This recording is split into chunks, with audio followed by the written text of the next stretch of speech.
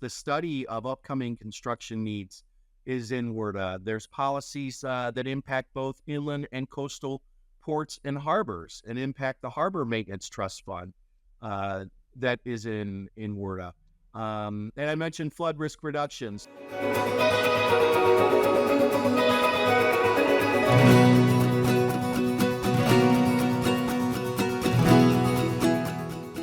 So WRDA is an acronym that we hear all the time.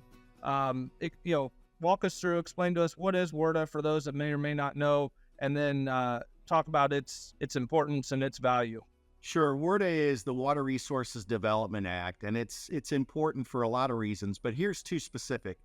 Number one, having it be biennial legislation. So every other year, a WRDA bill can come up, and I know that's the desire of the House Transportation and Infrastructure Committee and the Senate Environment and Public Works Committee is to put a WRDA bill together because when we have seen WRDAs go for years and years without authorization, you get a lot of backup, and that makes legislation harder to pass. In fact, since 2014, it has been biennial legislation, but prior to that, we hadn't had a WRDA since 2007, and prior to that, we hadn't had a WRDA since 2000. So those 7 years there between 2000 and 07 and then 07 and 14, we had huge WRDA legislation, and it was it's a mess from a legislative standpoint. Right. The second reason WRDA is important, it's a comprehensive legislative package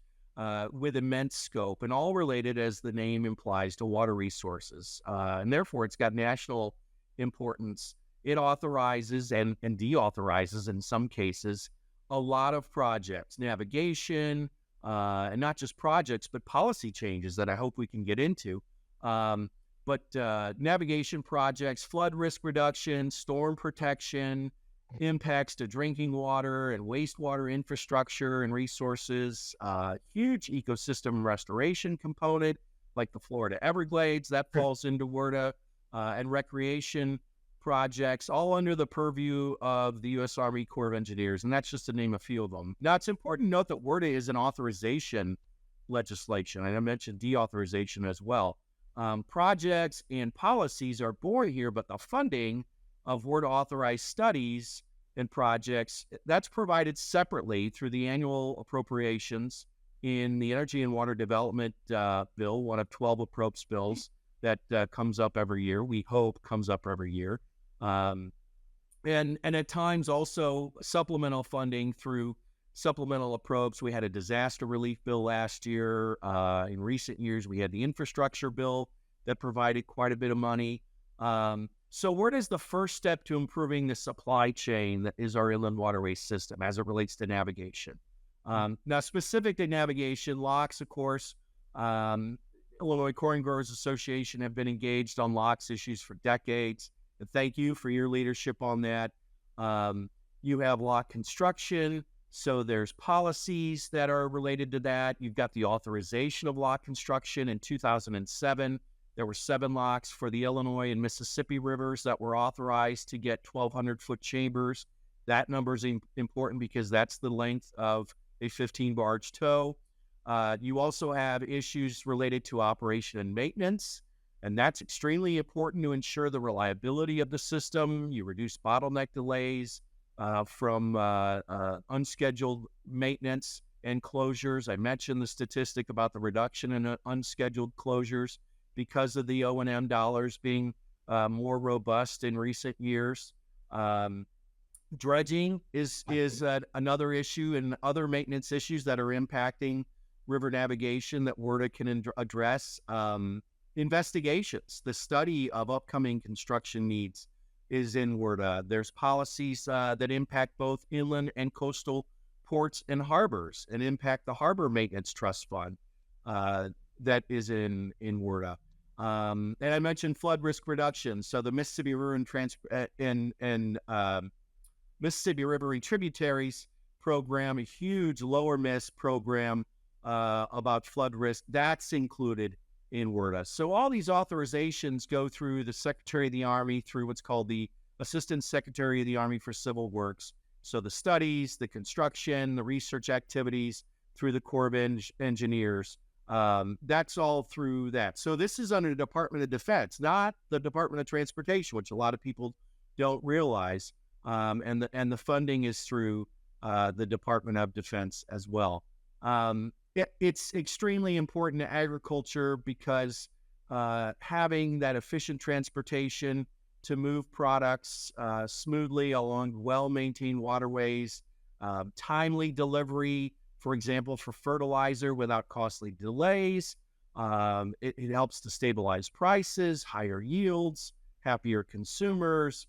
I mean, it all starts with WRDA. And yes, funding is a big part of that, but this is the first step towards the authorization of construction and also the policies that are related to the construction and operation of locks and dams, among other things. No, that was a great synopsis and highlight of all the things that that they have going on, and how important they are and critical to the future success and past successes of the waterway system. So thanks for that. So let's kind of work towards wrapping it up with let's tell the listeners something that maybe most people don't know about the locks and dams, or something that you always want to make sure that you get the word out on. Well, I think the first thing is, and maybe it's not so obvious, but it's that locks and dams exist and that barge transportation impacts everybody. I mean, if you came in today and flipped the switch on the wall and expected the lights to come on, or you drove in a car that got you to where you needed to go, or you walked into a building with cement and steel, you're impacted by barge transportation. It's not just American agriculture. It's not just even manufacturing companies. It's every member of the consuming public that's impacted by the transportation of products, typically bulk commodities that are moved by barge. No, that's a good reminder to all of us that it's much more than what we realize it is, and how much it affects each and every one of our daily lives. Thanks for bringing that up. So thanks for joining us today, Paul. It's been great. I know that as an Illinois farmer myself, it's so critical to have these waterway systems as such a vital part of what I do and what my end product is able to do.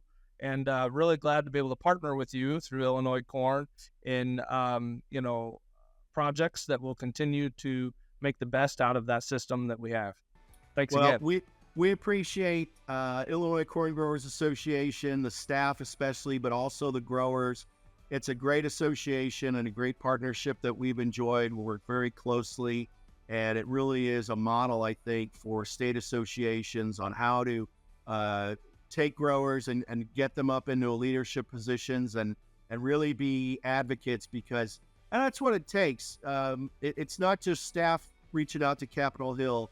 You've got to have growers with relationships to your elected officials at the federal level, the state level, and local level to affect change and to impact policy.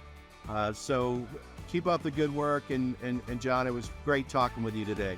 Yeah, same to you. Thanks again.